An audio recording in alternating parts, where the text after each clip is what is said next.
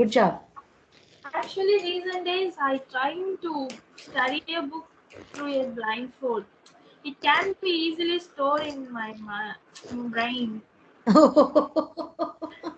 If I studying through my normal glass, normal light, I need to study that para nearly 10 times.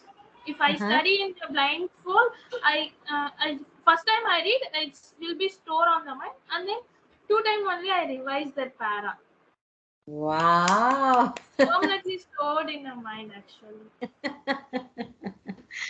Very good, very good. Good to Through know. our Yes. blindfold, our get more concentration on the letter what we study. Okay.